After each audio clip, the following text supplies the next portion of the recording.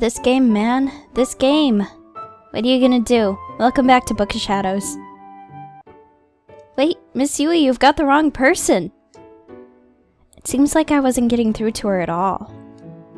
And the sensation of her chest as she held me up was making it virtually impossible to fight her grip. I was utterly powerless against this opponent. I never realized before just how soft a woman's chest really was. Satoshi! She's your teacher!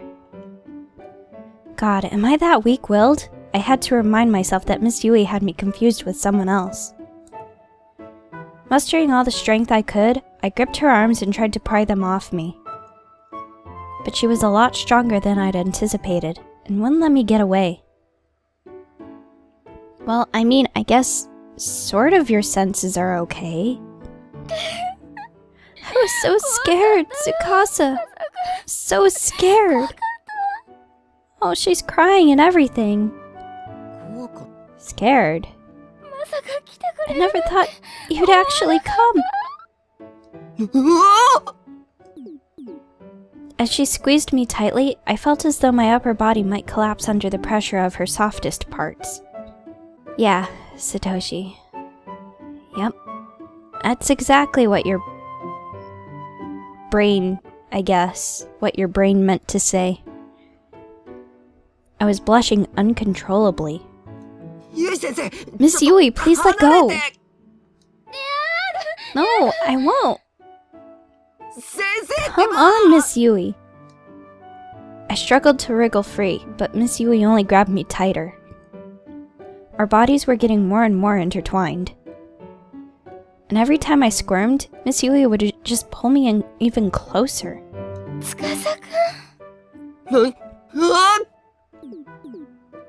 As her chest rose and fell erratically, droplets of sweat slid down her cleavage. Into her cleavage, even. Wow. Satoshi, stop looking. I could feel the heat of her fever radiating off her steadily encroaching face, as well as the shoulders I'd grabbed in an effort to push away. Stay here with me, Tsukasa. Please. I'm telling you, you've got the wrong person.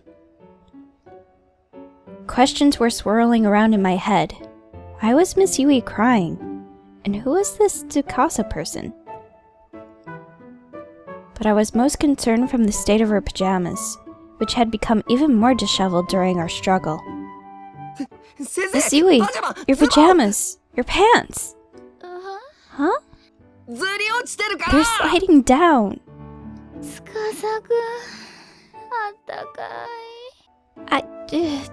This chapter, guys. This chapter.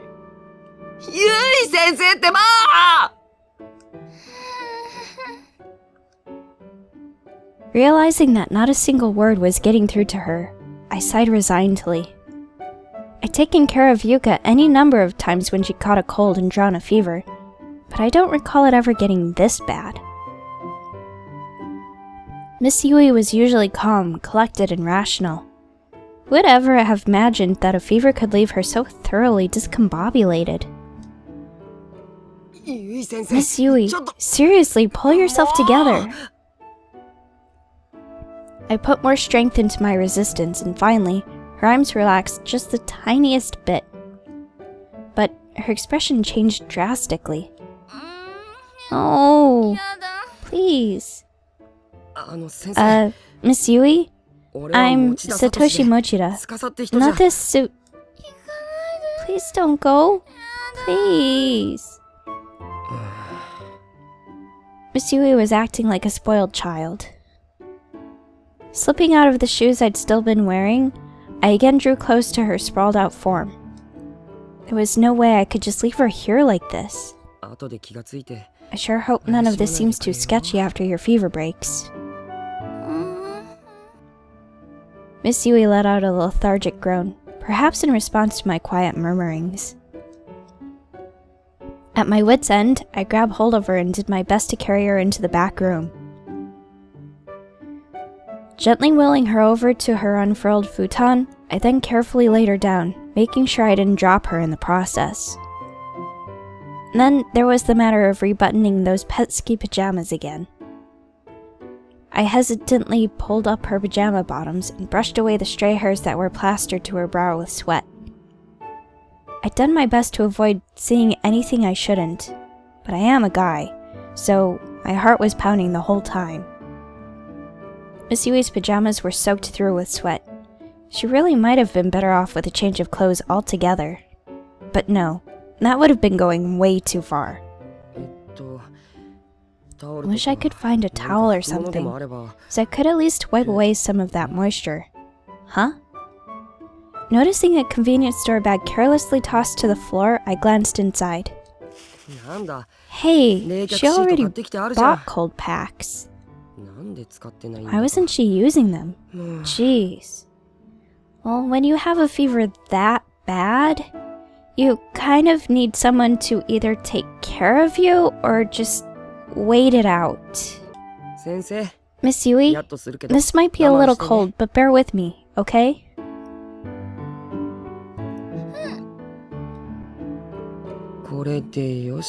Alright, I think that'll help. I placed one of the compresses on her forehead and pulled the covers over her.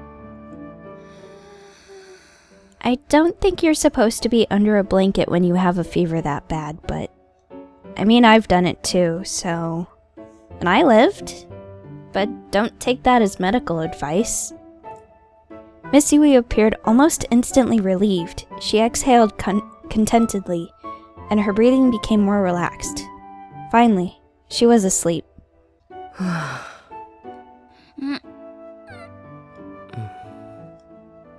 Even in sleep, Miss Yui seemed to be suffering. Oh, Monet, were you worried about your master? I wonder if kitties do worry about their humans. I mean, they seem to, but that doesn't say anything for sure. I could just be projecting. I don't know. I don't blame you. When Mr. Yamazaki said she was sick, I had no idea it would be this bad. Monet had coiled up on my legs without me noticing. I began absent-mindedly speaking to him. He mewed in response, and our conversation ended there, as my gaze was still fixed squarely on Miss Yui. So, what do I do now? Miss Yui? Are you okay to be alone right now?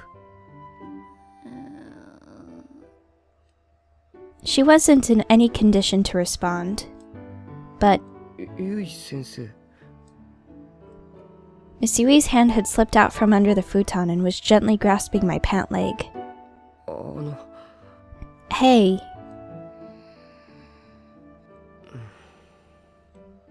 Her grip was much weaker than before. But I knew I'd probably regret it if I went home now. Miss Yui just seemed really lonely. Well, guess I'll settle in then. Without disturbing Miss Yui's hold on me, I took a seat beside her. For the time being, I figured I'd watch over her and make sure her condition didn't worsen.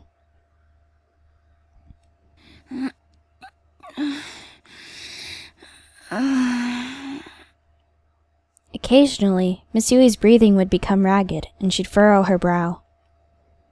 She was in a pretty bad way. Poor thing. Wasn't there anything else I could do? I glanced quietly down the hallway. I'd noticed when I'd carry Miss Yui here that the kitchen near the entrance was perfectly neat and tidy. There wasn't any indication it had been used that day at all. I wonder if she's eaten anything.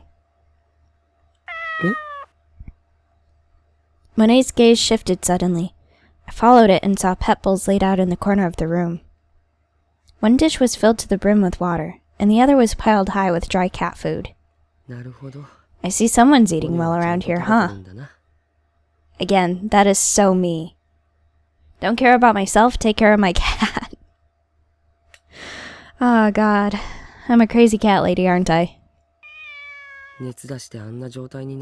Even delirious with fever, she's still taking real good care of you. But that's not good, Miss Yui. You should be thinking about your own meals first. I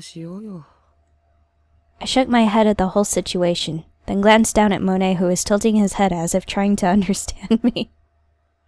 I broke into a wry smile. When I'd pulled out the cold packs, I did notice some cheap convenience store food in the bag as well. I guess that was going to be her food for the day. Not exactly the best stuff to eat when you're sick. There's rice and eggs at least. Maybe I'll make egg porridge or something. Miss Yui, may I borrow your kitchen?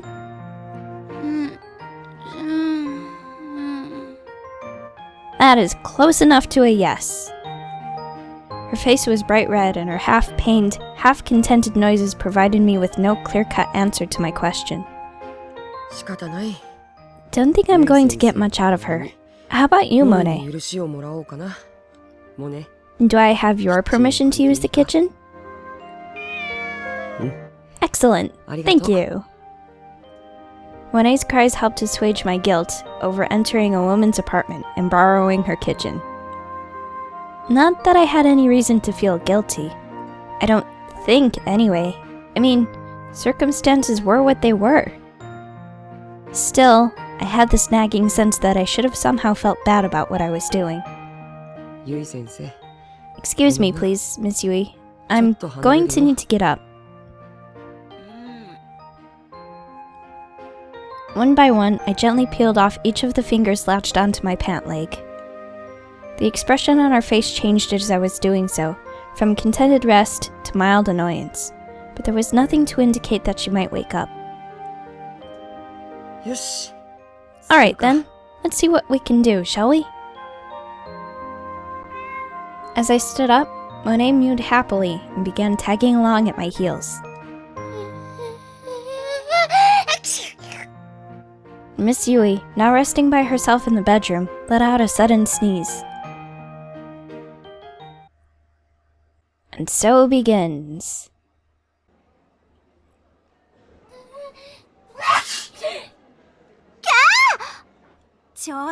Come on, Yui. Gross. I just got sprayed. Sorry. I've got a real tingle in my nose today for some reason. Honestly. Tissues, huh? Where'd I put them? Oh, wow. Did I get that much on you? Here, use one of mine. It's the least I can do. Great. Don't mind if I do. What? She was talking to me. May I have one too, please? Let's see. Here we go. Their names are awfully familiar. You guys really should keep extras with you, you know. Oh, sorry. Honestly. So, what were we talking about again? You remember? We were talking about what it's like to be seniors now. I know, right? Can it really be just one more year before we graduate? While graduation is important, don't forget there's life afterward to think about as well. Our careers. Oh, I really don't want to think about that. Well, there is a reason we've been subjected to all those career counseling sessions. And it's because our futures are just big question marks right now. No kidding. What are we gonna do with our lives? It's scary. Any ideas, Yui? You have plans for the future? Actually, I've got it all figured out. What? Well, don't leave us hanging. Out with it. Well... My name is Yui Shishido. I'm 17, and my dream is to be a teacher. I butt into the lives of others without a second thought, and I spend most of my time doing nothing important. But I believe that even someone like me can make her dreams come true, with enough hard work. Kisaragi Academy, 5 years ago. The cherry blossoms were in bloom, and the rustling wind carried it with soft warmth of the season. I was a high school senior now, and I was devoting myself to my studies in preparation for the day my dream could become reality. And that dream was to become an English teacher. My grades were on the fence for getting into the university I wanted, though. So, my best bet was to score a special recommendation from the academy. Oh, that was a lucky break. When I get called to the office, I had no clue what it might be about. After school one day, I was summoned to the teacher's staff room. I was freaking out that maybe I'd failed, or my grades weren't good enough for the school I wanted to go to, or something terrible like that. But it turned out my fears were all for naught. You have no rival in our academy, they said, so if you keep working hard, we'll be able to give you a recommendation. Man, was that ever a pick-me-up. I feel like I could take on the world now. I didn't have to make sure I don't let this chance slip me by. So, this trash can. Why is it exactly so ridiculously heavy again? Carrying this beast to the dumpster is going to be the death of me. Hey. Huh? I turned around, still holding the garbage can. The voice belonged to a male student I had never spoken with before. I'd seen him around a lot, though. His name was Tsukasa Mikuni from class 7. Watch your step. There's a root sticking out on the ground here, and it's pretty easy to trip on.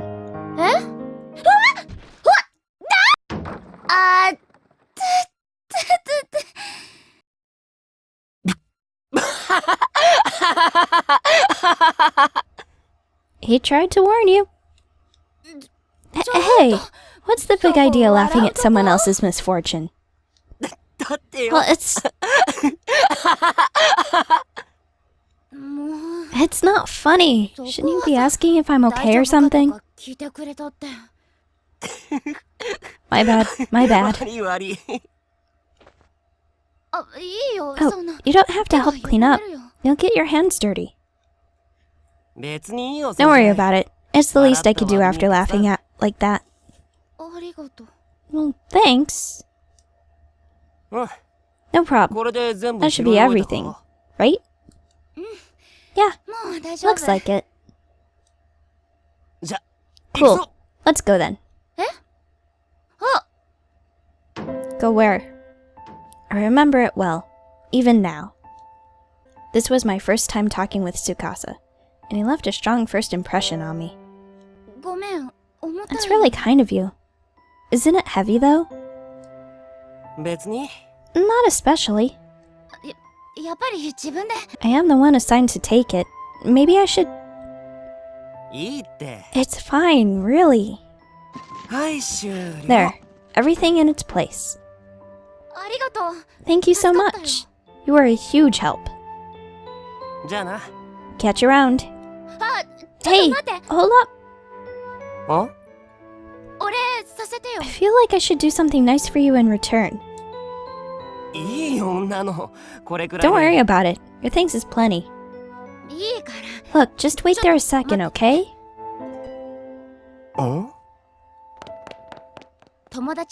Making a new friend is always great, but when it happens to be Tsukasa Mikuni, it's all the better. He'd kind of been on my mind for a while. There we go. Most of the times I'd see Tsukasa before this were in the school courtyard. We spent a lot of time sitting alone on a bench. Even after school or during summer vacation, if I happened to pass by, I would always see him there. And after this little encounter, we'd go on to make many fond memories together. Yet somehow, the image of Tsukasa that stands out most in my mind is of him seated alone on that courtyard bench. For you. I hope Cafe Olé is alright. Sure, I guess. Anything's fine, really. Thanks. You know, it's customary when receiving a gift to quietly accept it without any offhanded remarks. Ah. Aren't we a stickler for tradition? We walked to the bench together, sat down and began making small talk. That courtyard bench was a sort of mystical place. The leaves rustled over your head, and if you closed your eyes and opened your ears, it felt as though you were in the middle of some forest. And then, if you looked straight up, the sunlight poured in through the leaves, and you almost felt like you were in another world. This is the first time I've ever actually sat on one of these benches. It's pretty nice, right? It is. It's lovely. Yeah, it really is. Oh, so is that why? Well, you come here an awful lot, right? Like, even after school and during summer vacation. Yui's a stalker. I sure do. So you must really like this place then, huh? Yeah, I guess I do. Oh, then there we go. The leaves rustled as a gentle breeze blew between us. We were both silent for a bit, but strangely, it didn't feel awkward or uncomfortable. So, aren't you going to ask? Ask what? What I'm always doing here by myself, or something. You're always here because you like this spot, right? Well, yeah. Is there some other reason then? Not really. So what would be the point of me asking? Well, you've got me there. But people normally ask me if it's boring being here by myself. Tell me they don't get it, or say I'm a weirdo or something. Really? I don't know. I guess I just don't think of it that way. The way I see it, if you like it here, then why not come here whenever you can? Guess that makes you the weirdo then. Huh? Hey, don't make that face. Coming from me, that's a compliment. What? Calling someone a weirdo is supposed to be a compliment? You bet it is. I'm not sure I buy that. You're mean. The expression on Tsukasa's face was a dead giveaway that he really enjoyed talking to me. I've always loved the feeling I get when I know my words help brighten someone's day. I must have been sporting one hell of a goofy smile at that moment. I guess we'll see where the conversation goes next time on Cherry Blossom Romance Academy.